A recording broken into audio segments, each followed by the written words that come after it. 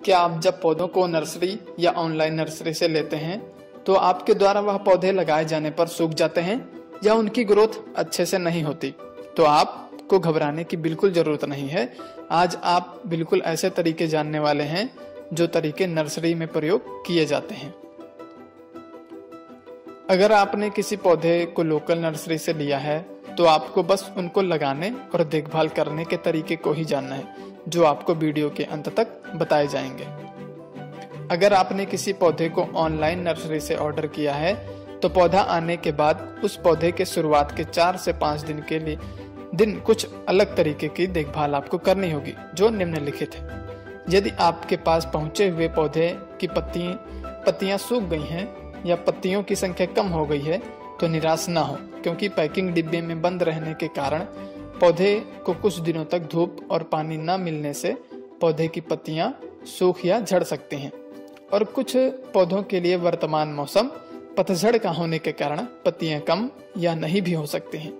लेकिन इसका मतलब यह नहीं कि पौधा मर गया है, क्योंकि पौधे 10 से 12 दिनों तक बिना धूप या पानी के जीवित रह सकते हैं। अतः अगर पौधा ऑनलाइन नर्सरी से ऑर्डर करने के बाद 10 दिनों के अंदर आपके पास पहुंच गया है तो निश्चित रूप से यह पौधा मरा नहीं है, भले ही इसकी पत्तियां सूखी या टहनी टूटी हैं।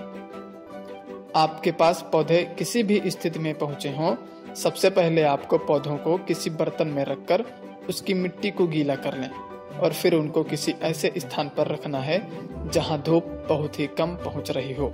अगर आप उनको तेज धूप वाले स्थान पर रख देंगे तो वे सूख सकते हैं। आपको पौधों को 4 से 5 दिनों के लिए ऐसे ही खुले में रहने देना है।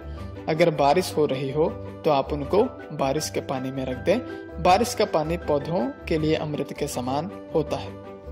4 से 5 दिनों के बाद पौधे की रिपोर्टिंग कर दें। ये तो बात हो गई ऑनलाइन नर्सरी द्वारा आए पौधों की शुरुआती दिनों की देखभाल की। अब बात करते हैं कि पौधों की रिपोर्टिंग कैसे करें। इसमें हम दोनों ही पौधों की बात करेंगे, चाहे वह पौधा आपने लोकल नर्सरी से लिया हो या ऑनलाइन नर्सरी से।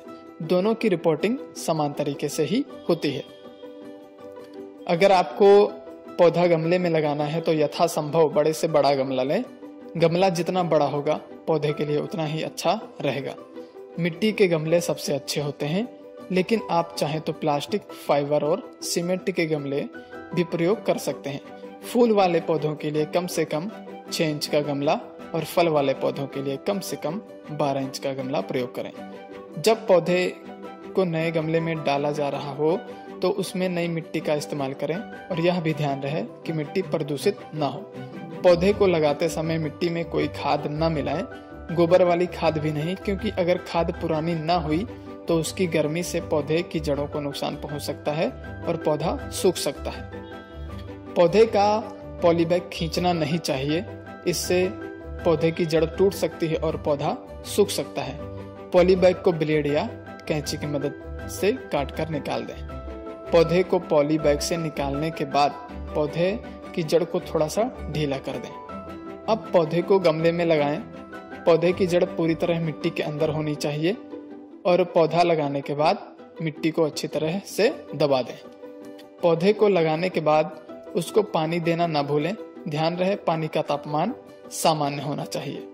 गमले में लगे पौधे को सुबह 10 बजे से पहले और शाम को 4 बजे के बाद ही पानी देना चाहिए। गमले में लगाए गए नए पौधे को ज्यादा तेज धूप आने वाले स्थान पर ना रखें। पौधा लगाने के बाद आप इसमें जैविक खाद डाल सकते हो। बिना उचित जानकारी के कोई केमिकल खाद पौधे में ना डालें। अगर आप हमारे चैनल पर नए हैं तो हमारे चैनल को सब्सक्राइब कर लें और बेल नोटिफिकेशन भी ऑन कर लें, जिससे आने वाली नई वीडियो की अपडेट्स आपको मिलती रहें। हंसते रहिए, मुस्कुराते रहिए, पेड़ पौधे लगाते रहिए। जय हिंद, धन्यवाद।